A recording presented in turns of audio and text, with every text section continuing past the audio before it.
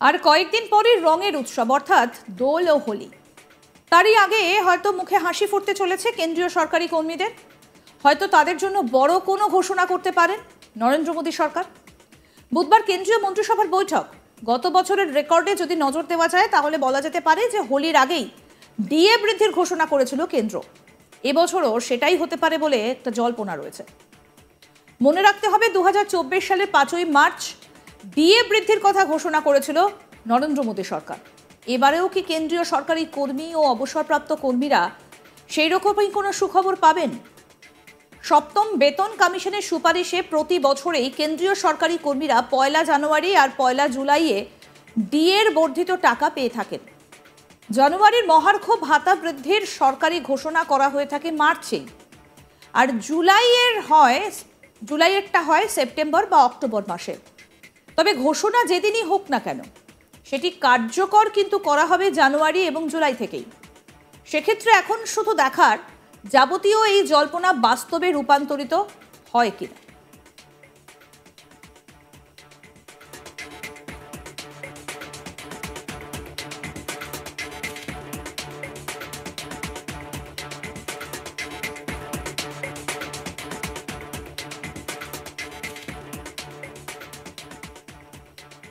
আর কয়েকদিন পরে রঙের উৎসব অর্থাৎ দোল এবং হোলি, আর তার আগে হয়তো মুখে হাসি ফুটতে চলেছে কেন্দ্রীয় সরকারি কর্মীদের। হয়তো তাদের জন্য কোনো বড় সুখবর ঘোষণা করতে পারেন নরেন্দ্র মোদী।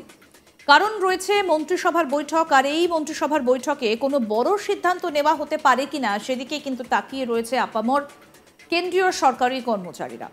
বুধবার কেন্দ্রীয় মন্ত্রিসভার বৈঠক। গত বছরের রেকর্ডের দিকে যদি নজর দেওয়া যায় তাহলে বলা যেতে পারে যে হোলির আগে ডিএ বৃদ্ধির ঘোষণা করেছিল কেন্দ্র। এবছরও সেটাই হতে পারে বলে একটা জল্পনা রয়েছে।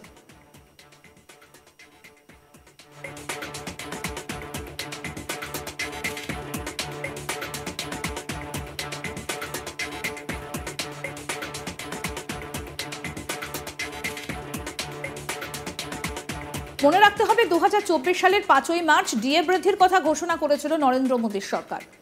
এবারেও কি কেন্দ্রীয় সরকারি কর্মী এবং অবসরপ্রাপ্ত কর্মীরা সেই রকমই কোনো সুখবর পাবেন? সপ্তম বেতন কমিশনের সুপারিশে প্রতি বছরেই কেন্দ্রীয় সরকারি কর্মীরা 1 জানুয়ারি আর 1 জুলাইয়ের ডিএর বর্ধিত টাকা পেয়ে থাকেন। জানুয়ারির মহার্ঘ ভাতা বৃদ্ধির সরকারি ঘোষণা করা হয়ে থাকে মার্চেই, আর জুলাইয়েরটা হয় সেপ্টেম্বর বা অক্টোবর মাসে। তবে ঘোষণা যেদিনই হোক না কেন সেটা কার্যকর করা হবে জানুয়ারি এবং জুলাই থেকেই।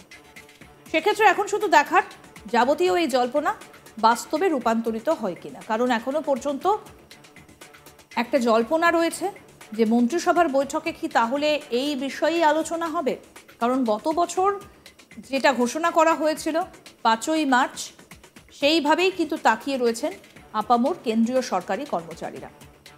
হোলি রয়েছে সামনে, রঙের উৎসব। তার আগেই এই মন্ত্রিসভার বৈঠক, আশায় বুক বাঁধছেন কেন্দ্রীয় সরকারি কর্মীরা।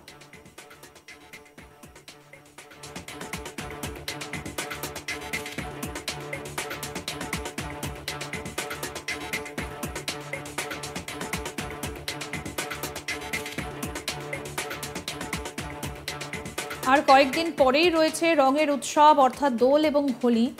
তার আগে হয়তো মুখে হাসি ফুটতে চলেছে কেন্দ্রীয় সরকারি কর্মীদের। হয়তো তাদের জন্য বড় কোনো ঘোষণা করতে পারে নরেন্দ্র মোদীর সরকার। বুধবার কেন্দ্রীয় মন্ত্রিসভার বৈঠক।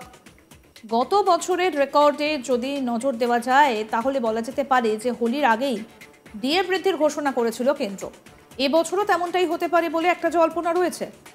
মনে রাখতে হবে 2024 সালের 5ই মার্চ ডিএ বৃদ্ধির কথা ঘোষণা করেছিল নরেন্দ্র মোদীর সরকার। এবারেও কি কেন্দ্রীয় সরকারি কর্মী এবং অবসরপ্রাপ্ত কর্মীরা সেই রকমই কোনো সুখবর পাবেন? সপ্তম বেতন কমিশনের সুপারিশে প্রতি বছরেই কেন্দ্রীয় সরকারি কর্মীরা 1 জানুয়ারি আর 1 জুলাইয়ে ডিএর বর্ধিত টাকা পেয়ে থাকেন। জানুয়ারির মহার্ঘ ভাতা বৃদ্ধির সরকারি ঘোষণা করা হয়ে থাকে মার্চেই, আর জুলাইয়েরটা হয় সেপ্টেম্বর বা অক্টোবর মাসে। তবে ঘোষণা যেদিনই হোক না কেন সেটা কার্যকর কিন্তু করা হবে জানুয়ারি এবং জুলাই থেকে। সেক্ষেত্রে এখন শুধু দেখার যাবতীয় এই জল্পনা বাস্তবে কতটা রূপান্তরিত হয়। কারণ সবটাই এখনো পর্যন্ত রয়েছে জল্পনা কল্পনার পর্যায়ে।